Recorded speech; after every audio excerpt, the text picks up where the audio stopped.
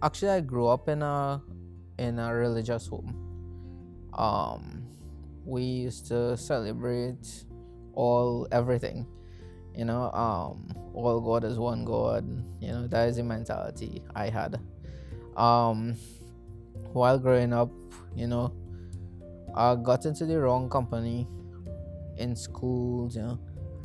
In those times when you're in school, you want to be this bad boy, or you know and it's a big thing to fight and have enemies in school. I started to want to try stuff. I started smoking. I started drinking alcohol in school. There'll be fellas hiding and playing cards and stuff. I got into gambling.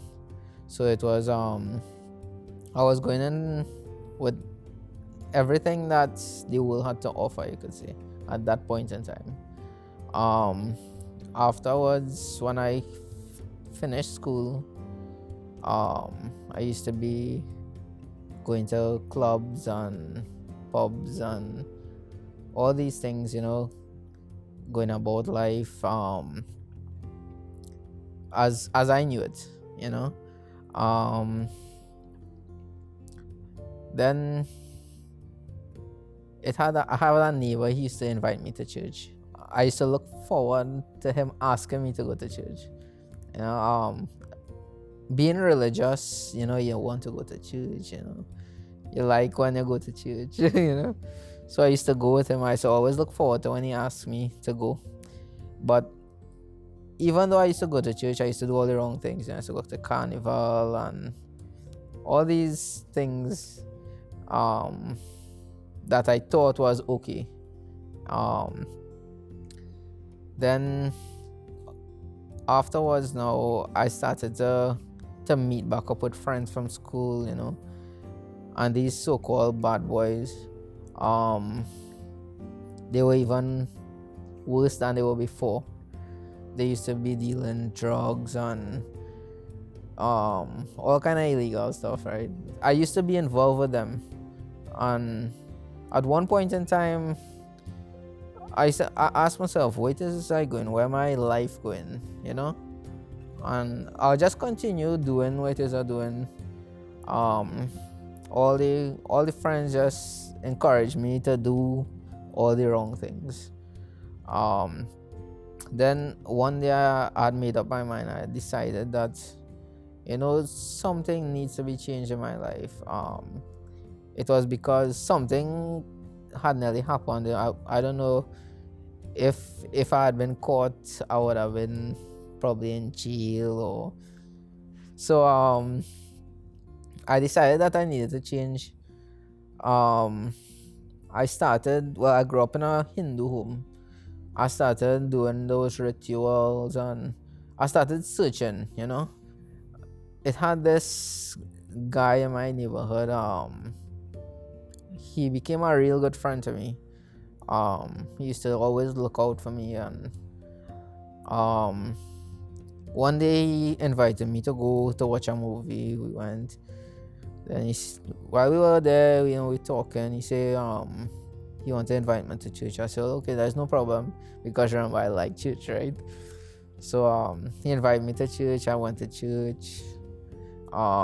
So one evening he came by my house and he said, let's go on the block and sit down.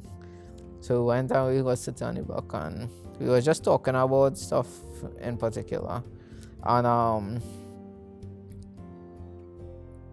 he just started to talk, and he told me about Christ and how he loves me, and he went back to the days of Adam and Eve, and he came straight back down to the crucifixion and all that Christ died for me. And it's actually like the first time I'm really hearing this, but in truth and in fact, I heard it before, but I don't know. It was just like it was a one-on-one conversation.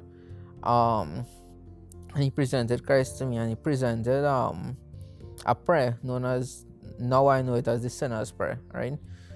And I said that prayer. When I said that prayer, He told me if you really meant it in your heart that you will go to heaven because you believe in Jesus Christ. And we we then talked a little more and went home. The feeling that I got was never it was like I was a new person. I I, I couldn't explain the feeling that I got. It was like I didn't have a care in the world. I was burdenless. It was like this peace what just came upon me, and it was unexplainable. Today I can tell you that I have a relationship with the true and living God, and I could have a conversation with God, and He could tell me stuff, I could tell Him stuff, and I'll see things that He see happen. So it is evident that I am speaking to God.